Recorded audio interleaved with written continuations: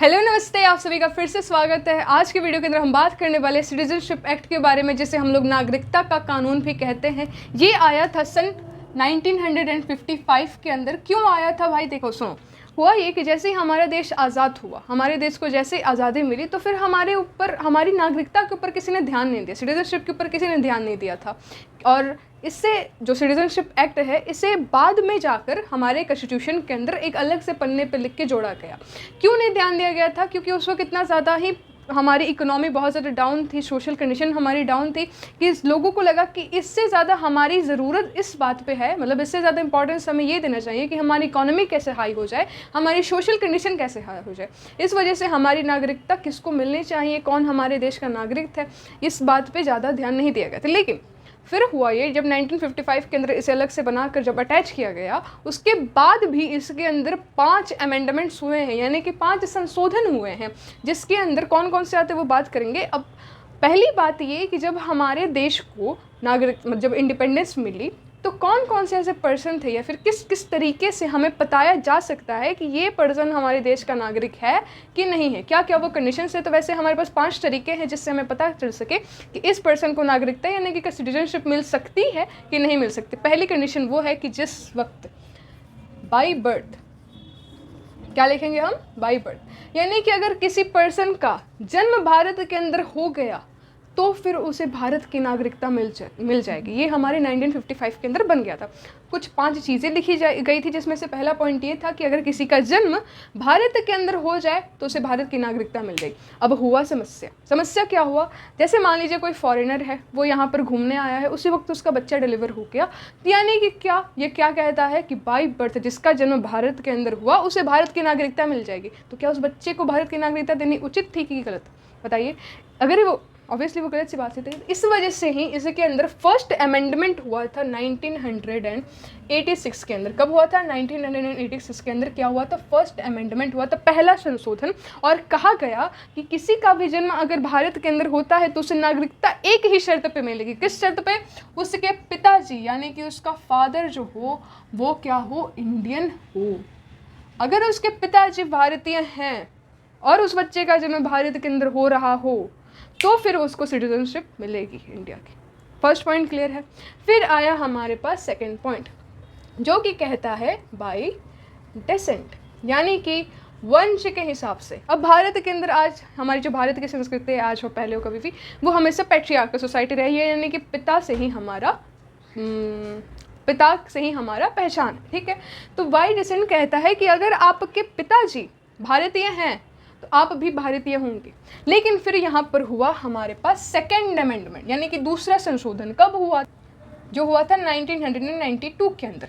ये क्या कहता है कि सिर्फ पिता नहीं, अगर किसी बच्चे की पिता तो होंगे ही इसके अकॉर्डिंग, अथवा जो माता है, मदर जो है, इन दोनों में से कोई एक, दोनों है तो बहुत बड़ी बात, बहुत अच्छी बात है। अगर दोनों में से कोई एक भी अगर इंडिया का है, इंडियन है, तो फिर उसके जो बच्चा होगा उसे भी नागरिकता मिलेगी। इन दोनों में से किसी एक को, और दोनों को रहेंगे तो बहुत बड़ी, मतलब बहुत अच्छी बात है। यानी कि फर्स्ट पॉइंट ये कहता था कि अगर किसी का भी जन्म भारत के अंदर हो गया तो उसे इंडिया की नागरिकता मिल जाएगी, सिटीजनशिप मिल जाएगी। सेकेंड पॉइंट ये कहता है कि अगर किसी दोनों, मतलब जो पिता हैं अगर वो भारतीय हैं तो फिर उनका जो बच्चा होगा वो भी इंडियन, मतलब उसको भी सिटीजनशिप मिल जाएगी इंडिया की। लेकिन फिर इसके अंदर अमेंडमेंट हुआ 1992 के अंदर, जो कि कहता है कि सिर्फ पिता नहीं, माता जी भी, अगर मतलब पिता ना हो के माता इंडियन है तो फिर उस कंडीशन पे भी बच्चे को, जो बच्चा है उसको भारत की नागरिकता मिलने वाली है। ठीक है। फिर हमारे पास थर्ड आता है रजिस्ट्रेशन के थ्रू। किसके तहत? रजिस्ट्रेशन के थ्रू। यानी कि ये होता है कि अगर कोई फॉरेनर है या फिर कोई भी अदर कंट्री का पर्सन है जो कि इंडिया के अंदर आके रह रहा है, और उससे रहते रहते इंडिया के अंदर 7 साल हो गए। कितने साल हो गए? 7 साल हो गए। और वो इंडिया के लिए कुछ पॉजिटिव विचार रखता है, उसे इंडिया के अंदर ही रहना है, तो फिर अगर वो पर्सन चाहता है, वो जो पर्सन है XYZ जो भी पर्सन है, अगर वो चाहता है कि मुझे इंडिया की सिटीजनशिप मिले, जबकि वो 7 साल स्पेंड कर चुका है उसके बाद, तो फिर उसे सिटीजनशिप मिलेगी कि नहीं मिलेगी, ये बात टोटली निर्भर करती है हमारे होम मिनिस्टर के ऊपर। किसके ऊपर? हमारे होम मिनिस्टर के ऊपर। यानी कि कोई पर्सन है 7 साल से इंडिया के अंदर रह रहा है, इंडिया के लिए अच्छा काम कर रहा है, अब उसे चाहिए कि इंडिया की सिटीजनशिप मिले, तो वो किस पर निर्भर करता है, वो हमारे होम मिनिस्टर के ऊपर डिपेंड करता है। वो अगर चाहेंगे तो हम उस पर्सन को देंगे सिटीजनशिप, अगर नहीं चाहेंगे तो नहीं दे सकते हैं, उसके लिए कोई भी वाद विवाद नहीं कर सकता, ठीक है। फिर हमारे पास आता है फोर्थ पॉइंट, जो कि इससे ही मिलता जुलता है, जो कि कहता है न्यूट्रलाइजेशन। क्या कहता है? न्यूट्रलाइजेशन। यानी कि अगर कोई पर्सन है, कौन है? अगर कोई पर्सन है, ठीक है, वो कौन है भाई? तो वो या तो साइंटिस्ट हो, ठीक है, या तो कोई आर्टिस्ट हो, या फिर कोई भी हो, मतलब कोई एक ऐसा व्यक्ति जो कि इंडिया के लिए फ़ायदेमंद है, ठीक है, इंडिया के लिए वो पॉजिटिव विचार रखता है। क्या रखता है? पॉजिटिव विचार रखता है। विचार ना लिख के थॉट्स लिखते हैं, ठीक है, पॉजिटिव थॉट्स रहता है। और एक कंडीशन यहाँ पर ये भी है, उससे कोई भी एक भारतीय लैंग्वेज आती है। क्या आती है? उससे कोई भी एक भारतीय लैंग्वेज आती है, चाहे उसे गुजराती आती हो, मराठी आती हो, पंजाबी आती हो, कोई भी एक, हिंदी आती हो, बहुत अच्छी बात है। अगर वो, देखो सिंपल से समझो कि अगर कोई पर्सन है, साइंटिस्ट है, या फिर कोई भी एक ऐसा आदमी है जो कि भारत के लिए काम कर रहा हो, भारत के लिए पॉजिटिव थॉट्स रख रहा हो, और उसे रहते रहते 10 साल हो चुके हों, और साथ ही साथ उससे एक भारत की कोई भी लैंग्वेज आती हो, तो उससे सिटीजनशिप अगर चाहिए होगी, तो फिर से यही बात है कि ये होम मिनिस्टर डिसाइड करेंगे। कौन डिसाइड करेंगे? हमारे होम मिनिस्टर डिसाइड करेंगे कि उसे दें या नहीं दें। मोस्ट ऑफ द केसेस में दे देते हैं, उसके जो डॉक्यूमेंट्स होंगे उसके हिसाब से, लेकिन कभी कभार नहीं भी मिलता, तो उसके भी कुछ रीजंस होते हैं। तो ये हमारे पास 4 तरीके हैं। और 5वां तरीका है जो कहता है कि एक्वायर्ड तरीके से। किस तरीके से भाई? एक्वायर्ड तरीके से। एक्सप्लेन करें तो हाँ, देखिए, देखो 1974 से पहले Sikkim was not a part of India, है कि नहीं? नहीं था वो। अब जब सिक्किम पार्ट ऑफ इंडिया ही नहीं था, तो क्या सिक्किम 1974 से पहले सिक्किम के लोग भारतीय कहलाते थे? नहीं कहलाते थे, वो सिक्किम के लोग कहलाते थे। लेकिन 1975 के अंदर क्या हुआ? सिक्किम बन गया इंडिया का पार्ट। अब सिक्किम की जितनी भी पॉपुलेशन है, उससे बिना कुछ किए, बिना 7 साल इंडिया के अंदर स्पेंड किए, बिना 10 साल इंडिया के अंदर स्पेंड किए, बिना कोई लैंग्वेज आते हुए, उससे उसके जो लोग हैं, सिक्किम के जो भी लोग हैं, उन्हें ऑटोमेटिकली एक्वायर्ड तरीके से, क्योंकि वो अब इंडिया का पार्ट बन चुका है, तब उनके जितने भी लोग होंगे उन सबको सिटीजनशिप मिल जाएगी, मतलब मिल चुकी है, ठीक है। जैसे अब कोई अन्य देश है जो कि चाहता है कि इंडिया के अंदर हम आकर घुसे, तो उसके लोगों को 7 साल हमारे साथ स्पेंड करने की आवश्यकता नहीं है, ना ही उन्हें 10 साल स्पेंड करने की आवश्यकता है। अगर वो इंडिया के साथ आकर अटैच हो चुके हैं, तो ऑटोमेटिकली फॉर श्योर है कि उन लोगों को भारत की नागरिकता मिल जाएगी। क्या पॉइंट क्लियर हो गया? एक्वायर्ड तरीके से कैसे मिल सकता है? एग्जाम्पल में यहाँ पर सिक्किम लिख लीजिए, ठीक है, एग्जाम्पल समझ में आ जाएगा। सिक्किम में क्या हुआ था, लेकिन लिख देते हैं 1975 के बाद ये क्या हो गया? इंडिया का पार्ट बन गया, जिस वजह से इनके लोगों को सिटीजनशिप मिल चुकी है। समझ में आ गया तो लिखने में आसानी होता है अपने लैंग्वेजेस में, ठीक है। ये कुछ 5 तरीके हैं जिससे हमें अपनी सिटीजनशिप मिल सकती है, नागरिकता हमें मिल सकती है। अब कुछ तरीके देखते हैं जिससे हमें, अगर किसी पर्सन को भारत की नागरिकता त्यागनी है, छोड़नी हो, या फिर किस तरीके से उसकी नागरिकता छीनी जा सकती है, वो देखते हैं। तो 3 तरीके हैं हमारे पास जिससे वो भारत की नागरिकता को छोड़ सकता है। पहला तरीका जो कि वो खुद से लीव कर सके, यानी कि अगर वो, मान लीजिए मैं हूँ, मेरा प्लेसमेंट हो गया कहीं विदेश, और मैं वहाँ पे जाके परमानेंटली सेटल हो गई, कुछ इतने टेन्योर तक में, अब वो तो हर कंट्री का अपना अपना होगा। जैसे मान लीजिए किसी कंट्री का है 5 साल, कि 5 साल अगर तुम हमारे देश के अंदर स्पेंड करते हो, तो तुम्हें भारतीय, मतलब तुम्हें उस जगह की सिटीजनशिप मिल जाती है। जैसे इंडिया की कंडीशन है, वैसे ही हर अपनी अपनी कंट्री की अलग अलग होगी।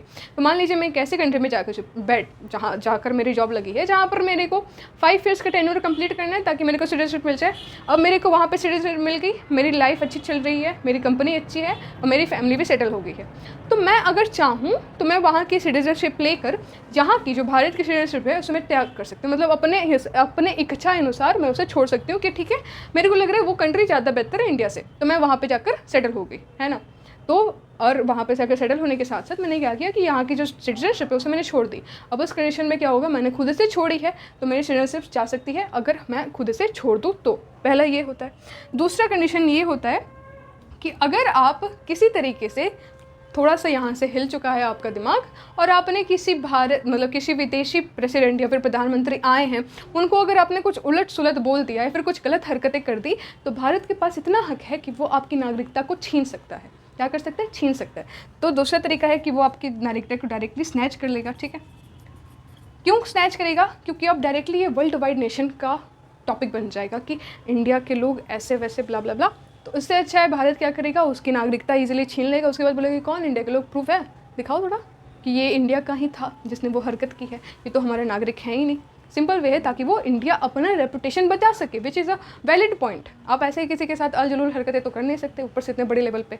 तो भारत के पास इतना हक है कि वो आपका सिटीजनशिप ले सकता है, कब, ऐसी कंडीशन पे, ठीक है। और फिर तीसरा तरीका वो होता है कि अगर आप इन दोनों सिचुएशन में, यानी कि आप जब भी जा रहे हो रजिस्ट्रेशन करवाने या फिर न्यूट्रलाइजेशन करवाने और गलती से या फिर किसी भी तरीके से पता चल रहा है कि आप एक फ्रॉड हो, ठीक है, क्या हो, फ्रॉड हो, यानी कि आप के डॉक्यूमेंट्स में कुछ गलतियां हैं, आपने 7 ईयर्स की जगह सिर्फ 5 ईयर्स कंप्लीट किए हैं और आप दिखा रहे हो कि मैंने 7 ईयर्स कंप्लीट किया है, तो उस कंडीशन पे आपकी नागरिकता मिलेगी नहीं या फिर रद्द हो जाएगी, ठीक है। चलिए अब डिस्कस करते हैं कि वीज़ा क्या होता है और पासपोर्ट क्या होता है। देखिए सिंपल भाषा में अगर देखा जाए तो अगर आप किसी देश में लैंड कर रहे हैं तो आपको उस देश के लिए वीज़ा चाहिए। अगर आप इंडिया से कहीं किसी और देश में जा रहे हैं तो आपको पासपोर्ट चाहिए ताकि आपको उस देश के बाहर, मतलब उस देश के अंदर घुसने की अनुमति मिल सके। लैंड करने के लिए वीज़ा चाहिए और इधर से जाने के लिए किसी और देश में पासपोर्ट चाहिए। सिंपल सी भाषा में इतना ही समझिए। वीज़ा क्या होता है, लैंड करते वक्त चाहिए, और पासपोर्ट क्या होता है, यहाँ से जाते वक्त चाहिए, ठीक है, जाते वक्त, ठीक। अब कुछ ऐसी कंट्रीज़ है जिसके अंदर वीज़ा फ्री होते हैं, जैसे नेपाल। नेपाल के अंदर आपको अगर जाना है तो आपको वीज़ा नहीं लगता, ठीक है। अगर आप जापान के अंदर जा रहे हो या फिर किसी भी एशिया के अंदर जो भी कंट्रीज़ है वहाँ पे अगर जाते हो तो वहाँ पर आपको मिलता है वीज़ा ऑन अराइवल। क्या मिलता है, वीज़ा ऑन अराइवल, यानी कि आप के पास भले वीज़ा ना हो जापान का, लेकिन अगर आप स्टेशन एयरपोर्ट पे पहुँचे और फिर वहाँ पर जाकर आप अगर वीज़ा बनवाना चाहें तो वहाँ पर ऑन स्पॉट बन जाता है वीज़ा, ठीक है। मतलब उसे कहते हैं हम लोग वीज़ा ऑन अराइवल। लेकिन अब आप अमेरिका जाना चाहें तो वहाँ पर आपको वीज़ा लगता है, ठीक है। अगर आपको पाकिस्तान जाने का इच्छा हुआ, ठीक है, तो वहाँ पर आपको वीज़ा नहीं मिलता, ना ही आपको पासपोर्ट मिलता है, ठीक। समझ में आया। अब कुछ टॉपिक्स ऐसे हैं जैसे कि एनआरआई क्या होता है, ओसीआई क्या होता है, pi people of Indian origin, ठीक है, पीआईओ क्या होता है, इन सब के बारे में डिस्कस करते हैं। देखिए सिंपल सी भाषा में अगर समझा जाए तो एनआरआई का फुल फॉर्म अगर देखा जाए तो होता है नॉन रेसिडेंशियल इंडियन, यानी कि एक ऐसा भारतीय जो कि भारत का तो है लेकिन अगले या फिर पिछले 6 महीने से वो भारत के अंदर नहीं रह रहा और वो इंडिया की गवर्नमेंट को कोई भी इनकम टैक्स नहीं दे रहा। अगर जैसे एग्जांपल में समझे तो मान लीजिए मैं हूँ, मेरा प्लेसमेंट या फिर कह लीजिए मेरा इंटर्नशिप पीरियड चल रहा है किसी विदेश की किसी कंपनी के अंदर, XYZ नाम की कंपनी है, उसके अंदर मेरा प्लेसमेंट पीरियड चल रहा है। अब मैं नौकरी करने के लिए उधर गई, ठीक है, और रहते रहते काम करते करते मेरा जो टेन्योर है वो 6 महीने तक का हो गया, मेरा इंटर्नशिप पीरियड मान लीजिए 6 महीने तक का है। अब जब मैं वहाँ पर हूँ, यानी कि उस दौरान मैंने इंडिया की गवर्नमेंट को कोई भी टाइप का इनकम टैक्स नहीं पे किया है, मैं 6 महीने से इंडिया के अंदर नहीं रह रही हूँ, यानी कि अब मैं भारत के लिए एक एनआरआई बन चुकी हूँ। यानी कि मैं हूँ तो इंडियन, रहती तो इंडिया में हूँ, लेकिन अगले या फिर पिछले 6 महीने से मैं इंडिया के अंदर नहीं रह रही हूँ। सिंपल भाषा में समझ में आया होगा एनआरआई का मतलब क्या होता है। इसे अपने शब्दों में लिख लीजिएगा, नॉन रेसिडेंटल इंडियन। समझ में आया। यहाँ पे लिखने की आवश्यकता लग रही है, नहीं लग रही है, लेकिन फिर भी लिख देते हैं। 6 मंथ के लिए कहीं और रहना और नो इनकम टैक्स इंडिया को देना, ठीक है। फिर हमारे पास आता है पीआईओ यानी कि person of Indian origin. For example देखिए सुंदर पिचाई है तो वो इंडियन, लेकिन बहुत साल से वो इंडिया में नहीं रह रहे हैं और ना ही उन्होंने, मतलब जहाँ भी रह रहे हैं वहाँ की उन्होंने सिटीजनशिप ले रखी है और इंडिया की छोड़ रखी है। अब इस सिचुएशन में हमारे पास OCI आता है, यानी कि ओवरसीज सिटीजन ऑफ इंडियन। देखो वो क्या कहता है कि अगर कोई ऐसा व्यक्ति है जो कि भारत का ओरिजिन का हो, लेकिन वो भारत के लिए बहुत ज़्यादा फ़ायदेमंद हो, जैसे मान लो नासा के अंदर कोई साइंटिस्ट है या फिर सुंदर पिचाई वाला केस है, अगर वो इंडिया के अंदर घूमते फिरते आ रहे हैं तो फिर जैसे हम लोग कभी क्या करते हैं ना कि विदेशी जब भी हमारे कंट्री के अंदर आते हैं तो अगर आप किसी चीज़ के अंदर घुस रहे हो, मान लीजिए आप ताजमहल देखने जा रहे हो और ताजमहल को घूमने का आपका जो टिकट है वो अगर 150 रुपीज़ है, तो वहीं विदेशी लोगों के साथ क्या होता है, उनका जो 150 है उनमें बहुत ज़्यादा हाई प्राइस पे देते हैं। मान लीजिए हमारे लिए 150 तो उनके लिए वो 500 हो जाएगा, ठीक है। लेकिन जब वो पर्सन OCI के अंदर तहत आता है, यानी कि अगर वो सुंदर पिचाई जी इंडिया के अंदर घूमने आ रहे हैं और वो ताजमहल देखने जा रहे हैं, तो उनके साथ ये रूल हम अप्लाई नहीं करेंगे। उनके लिए हम अगर 150 हमारे लिए है तो उनके लिए भी हम 150 ही करेंगे, क्यों? क्योंकि वो हमारे लिए बेनिफिट साबित हो चुके हैं और ऊपर से साथ ही साथ वो इंडिया के पर्सन रह चुके हैं। तो ये होता है डिफरेंस। पहले PIO रहता था जिससे 2015 के अंदर जो OCI है उसके साथ मर्ज कर दिया गया। अब सिर्फ एक ही चीज़ है कि अगर कोई बाहरी व्यक्ति, विदेशी इंडियन ओरिजिन का व्यक्ति है जो कि विदेश में रहता है लेकिन इंडिया के लिए फ़ायदेमंद है, जैसे कि वो नासा का साइंटिस्ट हो या फिर सुंदर पिचाई वाला केस हो, आर्टिस्ट हो या फिर लिटरेचर के अंदर मास्टर हो, कुछ भी हो, अगर वो इंडिया के अंदर आके घूम रहा है तो उसे विदेशियों जैसा व्यवहार नहीं किया जाएगा, उसे भारतीय जैसा ही व्यवहार किया जाएगा। सिंपल सी भाषा में यही कह सकते हैं। क्या पॉइंट क्लियर है, समझ में आया होगा, बहुत अच्छी बात है। अब इसी के साथ हमारा जो टॉपिक है सिटीजनशिप एक्ट, हमने जो पार्ट 2 पढ़ा था उसके बाद इसे थोड़ा सा एक्सटेंड करके बनाना पड़ा क्योंकि वो ये जो कॉन्स्टिट्यूशन का पार्ट बन चुका है। अब हम करेंगे यहाँ से शुरुआत पार्ट 3 की, जिसके अंदर हम पढ़ेंगे फंडामेंटल राइट्स के बारे में। ये जो फंडामेंटल राइट्स है वो आर्टिकल 12 से लेकर आर्टिकल 35 तक चलता है और ये वीडियो बहुत ही ज़्यादा लंबी हो जाएगी अगर मैंने एक पार्ट के अंदर ही फंडामेंटल राइट्स एक्सप्लेन करने की कोशिश की तो, और ऊपर से आपके सर के ऊपर से एक पॉइंट पे चला जाने लगेगा। तो हम क्या करेंगे इस वीडियो के अंदर सिर्फ और सिर्फ आर्टिकल 18 तक डिस्कस करेंगे और शुरुआत करते हैं आर्टिकल 12 से, जो कि हमें बताता है, क्या बताता है, डेफिनेशन ऑफ स्टेट देता है। इसके बारे में चर्चा हमने पहले भी की है कि एक स्टेट का मतलब, जब भी मैं स्टेट बोलूँ पॉलिटी के अंदर, तो आपको ये नहीं समझना कि मैं किसी राज्य के बारे में कह रही हूँ, पंजाब के बारे में, गुजरात के बारे में, महाराष्ट्र के बारे में, बिहार के बारे में, बंगाल के बारे में, मैं किसी भी ऐसे राज्य के बारे में बात नहीं कर रही। मैं बात कर रही हूँ एक ऐसे इंस्टीट्यूट की या फिर एक ऐसी संस्था की जो कि खुद में इंडिपेंडेंट है, अपने एम्प्लॉय को पैसे दे सकती है, अपने रूल्स एंड रेगुलेशन बना सकती है, अपने एग्ज़ाम कंडक्ट करवा सकती है। इसके अंदर पर supreme court, high court, UPSC, BPSC, NTA, CBSE, ये सारी चीज़ें आती हैं।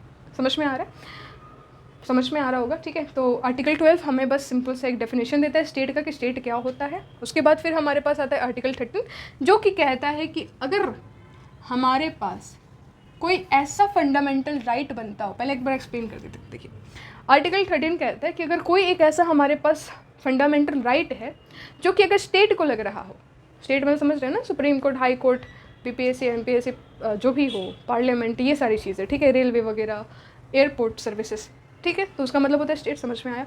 अब आर्टिकल 13 ये कहता है कि अगर कोई फंडामेंटल राइट किसी स्टेट को लग रहा है कि ये उनके लिए गलत है, तो फिर हमारी जो स्टेट है ना, वो हमारे फंडामेंटल राइट को परमानेंटली या फिर कुछ टेम्पररी पीरियड के लिए सस्पेंड कर सकती हैं। और कुछ कंडीशंस पे, एक जब हमारे देश के अंदर नेशनल इमरजेंसी लगता है तो फिर हमारी जो फंडामेंटल राइट्स है उसे सस्पेंड कर दिया जाता है। और तीसरा पॉइंट ये कि सिर्फ और सिर्फ पार्लियामेंट के पास ही हक है कि हमारे किसी एक फंडामेंटल राइट को परमानेंटली बंद कर सके। यहाँ पे 3 पॉइंट्स है, समझने की बात है। पहला पॉइंट क्या कहता है, देखिए फर्स्ट पॉइंट कहता है कि हमारा कोई फंडामेंटल राइट किसी और स्टेट को प्रभावित कर रहा हो तो उसे हम बंद कर सकते हैं या फिर उसे सस्पेंड कर सकते हैं, ठीक है। तो इसे अपनी लैंग्वेज में लिख लीजिएगा, बस समझते जाइए। दूसरा पॉइंट ये कहता है कि हमारे देश के अंदर इमरजेंसी की कंडीशन में, किस कंडीशन में, इमरजेंसी की कंडीशन में हमारी राइट्स पे सस्पेंशन लग सकता है, उस पर प्रतिबंध लग सकता है। फिर हमारे पास थर्ड पॉइंट है जो कि ये कहता है कि अगर पार्लियामेंट चाहे, कौन चाहे, अगर पार्लियामेंट चाहे तो हमारी राइट्स को परमानेंटली बंद किया जा सकता है, अगर कोई ऐसी राइट हो तो। लेकिन एक पॉइंट है, कौन, हमारे पास है सुप्रीम कोर्ट। कौन है, सुप्रीम कोर्ट। सुप्रीम कोर्ट को कहा जाता है, सुप्रीम कोर्ट और साथ ही साथ हाई कोर्ट को भी, लेकिन ज़्यादा पावरफुल कौन है, सुप्रीम कोर्ट। तो सुप्रीम कोर्ट को कहा जाता है हमारे फंडामेंटल राइट्स का रक्षक। अगर किसी के भी फंडामेंटल राइट के ऊपर आंच आती है थोड़ी सी भी, तो हमारे पीछे हमारा सुप्रीम कोर्ट खड़ा रहता है, वो हमारा सपोर्ट करने के लिए। वो किसी भी स्टेट से लड़ सकता है, पार्लियामेंट से भी सुप्रीम कोर्ट लड़ सकता है। जब हमारे पास ये कंडीशन है ना कि पार्लियामेंट कोई भी हमारी राइट को बंद कर सकता है, डायरेक्टली परमानेंटली शटर कर सकता है, तो सुप्रीम कोर्ट हमारे पीछे खड़ा होगा। वो बोलेंगे कैसे कर सकते हो, मेरे से लड़ो, मैं हूँ तुम्हारे साथ। हमारे साथ कौन है, सुप्रीम कोर्ट और हाई कोर्ट है, ठीक है। अब हाई कोर्ट की में देखिए, जैसे कि अगर आप यूपी में हैं तो यूपी से हाई कोर्ट इलाहाबाद जो वाला जो है वो ज़्यादा पास पड़ेगा, है कि नहीं। बल अगर आप जैसे मान लो आप हैं गुजरात में, ठीक है, गुजरात से सुप्रीम कोर्ट जो दिल्ली का है वो पास है कि गुजरात में जो अपना हाई कोर्ट है वो पास में है, उस हिसाब से डिपेंड करता है कि दूरी ज़्यादा है तो आप हाई कोर्ट चले जाओ, अगर दूरी कम हो तो आप सुप्रीम कोर्ट चले जाओ, ठीक है। तो जब भी हमारे राइट के ऊपर कोई भी सवाल उठेगा या फिर कोई भी प्रॉब्लम उठेगी तो हमारे पीछे सुप्रीम कोर्ट खड़ा रहेगा। यहाँ तक की बात क्लियर है। आर्टिकल 12 क्या कहता है, डेफिनेशन ऑफ स्टेट कहता है। आर्टिकल 13 हमारे पास 3 पॉइंट कहता है, ठीक है, समझ में आया होगा। आर्टिकल 14 की तरफ पहुँचते, अब यहाँ से जो कहानी शुरू होती है वो होती है किस चीज़ की, हमारे पास राइट टू इक्वालिटी के बारे में, जो कि आर्टिकल 14 से लेकर आर्टिकल 18 तक जाती है। ये क्या कहता है आर्टिकल 14? आर्टिकल 40 कहता है कि लॉ के आगे सब समान है। अगर आप लॉ के आगे हैं, कोर्ट के आगे, लॉ के कानून के आगे, तो फिर वहाँ पर बेशर्ते आपकी कौन सी जाति है, आपका कौन सा कास्ट है, आपका जेंडर कौन सा है, आपके साथ कोई भी भेदभाव नहीं किया जाएगा, वहाँ पर सब कोई समान है। Point clear? ये हमारा आर्टिकल 14 कहता है। आर्टिकल 15 कहता है कि हमारे पास अगर आपका कोई भी रिलीजन हो, आपका कोई भी कास्ट हो, आपका कोई भी जेंडर हो, यहाँ पर डिस्क्रिमिनेशन नहीं होगी। क्यों नहीं होगी? कहाँ पर नहीं होगी? तो किसी भी गवर्नमेंट, ठीक है, किसी भी गवर्नमेंट सरकारी जगहों पर आपके साथ किसी भी तरीके का भेदभाव नहीं होगा। ये हमारा आर्टिकल 15 कहता है। अगर किसी के साथ भेदभाव हो रहा है, किसके बुनियाद पर, रिलीजन, कास्ट या फिर जेंडर के बुनियाद पर किसी के साथ भेदभाव हो रहा है किसी सरकारी स्थान पर, तो फिर आपके पास इतना हक है कि आप डायरेक्टली सुप्रीम कोर्ट में जाकर बोलो कि हमारे साथ ये बात हुआ। उसके बाद फिर देखना सुप्रीम कोर्ट आपके साथ खड़ा हो, और जहाँ पर भी जिसने भी आपके साथ ये काम किया होगा, डिस्क्रिमिनेशन किया होगा, तो फिर सुप्रीम कोर्ट उनके खिलाफ डायरेक्ट एक्शन लेगा और हो सके तो उनकी नौकरी भी जा सकती है। ये पावर है आपके पास। किसके तहत? हमारे कॉन्स्टिट्यूशन के तहत। इसलिए तो लोग आर अम्बेडकर जी को पूछते हैं। अब धीरे धीरे जैसे जैसे पढ़ोगे ना आर्टिकल्स को, तो फिर आपको पता चलेगा कि इस देश के अंदर सबके पास सबसे ज़्यादा जो पावरफुल है वो कौन है? हम, we the people of India. ना ही कोई नेता, ना ही कोई राजमंत्री, या फिर ना ही कोई फॉरेन मिनिस्टर, कोई भी इतना ज़्यादा पावरफुल नहीं जितना ज़्यादा हम पावरफुल है। कैसे पता चलेगा? धीरे धीरे आप पढ़ोगे तो, ठीक है। आप खुद तो पढ़िए, लोगों को भी पढ़ाइए, अपने मम्मी पापा को ज्ञान दीजिए। ज्ञान मतलब यही सारी बातें बताइए कि जैसे धीरे धीरे बात करेंगे कैसे क्या होता है। अभी ज़्यादा डिस्कशन में नहीं जाते। आर्टिकल 15 समझ में आ गया होगा। आर्टिकल 16 समझते हैं। आर्टिकल 16 क्या कहता है? देखो, ये कहता है कि अगर आप किसी भी गवर्नमेंट अधिकारी हैं तो वहाँ पर आपको इक्वालिटी मिलनी बनती है। कैसे? देखो, सिंपल से समझो। अगर हमारे पास एक सब इंस्पेक्टर है और एक और सब इंस्पेक्टर है, डिफरेंस क्या है? ये फीमेल सब इंस्पेक्टर है और ये मेल सब इंस्पेक्टर है। तो हमारा आर्टिकल 16 कहता है कि अगर कोई गवर्नमेंट का सरकारी कर्मचारी हो, अगर दोनों की पोस्ट एक हो, तो दोनों के साथ भेदभाव नहीं किया जा सकता। जितनी सैलरी, जितनी फैसिलिटीज़ इन मेल सब इंस्पेक्टर ऑफिसर्स को मिलेंगी, उतनी ही सैलरी, उतनी ही फैसिलिटीज़ इन फीमेल सब इंस्पेक्टर को भी मिलनी चाहिए। अगर नहीं मिल रही तो फिर आपके साथ कौन खड़ा है? सुप्रीम कोर्ट खड़ा है। क्या पॉइंट क्लियर है? समझ में आया आर्टिकल 16 क्या कहता है? और यहीं पर होता है छोटा सा हमारे पास डिस्क्रिमिनेशन। किस तरीके का? पॉजिटिव वे में डिस्क्रिमिनेशन होता है। कैसे होता है? देखो, हमारे पास होता है ना कि हमारे पब्लिक सेक्टर, जो भी प्राइवेट सेक्टर्स हैं, वहाँ पर 98% ऐसा रीज़न है इस देश के अंदर जहाँ पर रिजर्वेशन नहीं है। 98%।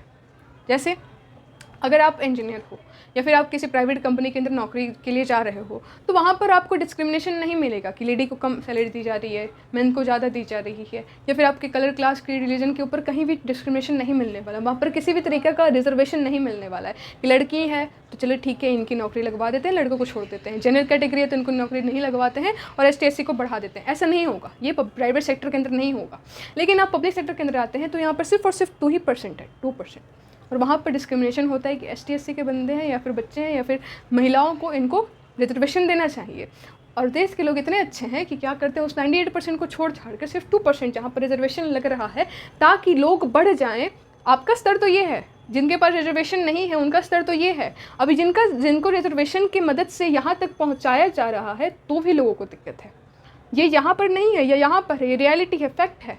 इनको बस रिजर्वेशन के थ्रू थोड़ा सा मदद करके, पुश करके बस यहाँ पर पहुँचाया जा रहा है, तो यहाँ वाले लोगों को बहुत ज़्यादा आपत्ति है। इस चीज़ को ख़त्म करना है, वो भी ख़त्म होगा एक ना एक दिन। आर्टिकल 17 पे आते हैं। आर्टिकल 17 कहता है कि अगर किसी ने आपके साथ अनटचेबिलिटी की, यानी कि छुआछूत किया आपके कलर, कास्ट, की क्रीड या फिर आपके रिलीजन के बेसिस पे, तो फिर आप डायरेक्टली एक्शन ले सकते हैं। आपको ज़्यादा कुछ नहीं करना, बस अपने सुप्रीम कोर्ट या फिर अपने हाई कोर्ट पे जाना है कि देखिए फंडामेंटल राइट आर्टिकल 17 के अकॉर्डिंग मेरे साथ अनटचेबिलिटी हुई है। किसने किया है? तमीज़ महाशय ने किया है। उसके बाद फिर आपको कुछ नहीं करना, आपको बस बैठना है और उसके बाद फिर आपका जो बड़ा भाई है कौन? सुप्रीम कोर्ट, वो आपके जंग लड़ेगा। फिर उन आदमी की तो बस धज्जियाँ उड़ जाएगी। ठीक है, समझ में आया? फिर हमारे पास आता है आर्टिकल 18 जो कि कहता है एबॉलिशन ऑफ टाइटल्स। यानी कि जैसे पहले के ज़माने में हम लोग मूवीज़ वगैरह देखते थे, जैसे सूर्यवंशी, तो उसके अंदर था ना ठाकुर भानु प्रताप। तो जो ठाकुर वाला टाइटल है ना, या फिर महाराजा धीराज अभिषेक शर्मा जो भी हो, तो इन सारे टाइटल्स को एबॉलिश कर दिया गया है कि अगर किसी ने आज के ज़माने में भी ये सारे टाइटल लेकर चल रहे हैं तो आपका टाइटल मान्यवर यहाँ पर अब उसकी कोई भी वैल्यू नहीं है। अब वैल्यू किस टाइटल की है? जो कि आपने पढ़ के खुद से कमाया। अगर आप पढ़ते पढ़ते IAS बन रहे हैं तो उस टाइटल की वैल्यू है। आप पढ़ के डॉक्टरेट कर रहे हैं आप, या फिर आप MBBS कर रहे हैं तो आपके पास डॉक्टर आया, वो आपने पढ़ के लिया है, उसकी बहुत ज़्यादा वैल्यू है। ठीक है, आप सब इंस्पेक्टर बन रहे हैं उसकी वैल्यू, आप कर्नल बन रहे हैं आप लेफ्टिनेंट बन रहे हैं आपकी उसकी वैल्यू है।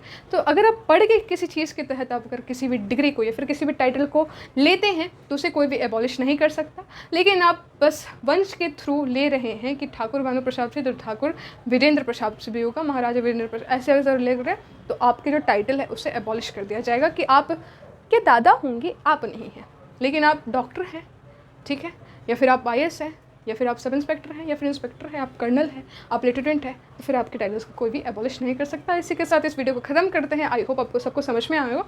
आर्टिकल 18 तक की बात यहाँ तक रही। हमने पार्ट 3 के अंडर एंट्री ले ली है, अब पार्ट 4, 5, 6 तक जाना है ना। आपको पता होगा कितने पार्ट्स हैं। हमने 2 पार्ट्स सक्सेसफुली कंप्लीट कर दिया है। फंडामेंटल राइट्स जो होता है वो पार्ट 3 के अंदर आता है। 35 तक जाना है, 18 अभी कंप्लीट कर लिया है। पुराने वाले वीडियोस को एक बार रिवाइज कर लीजिएगा, उसके बाद फिर आगे बढ़ते हैं 19, जो कि है हमारे पास राइट ऑफ फ्रीडम के बारे में। ठीक है, तो मिलते हैं अगले वीडियो के अंदर। Till then keep learning, keep smiling. जय हिंद।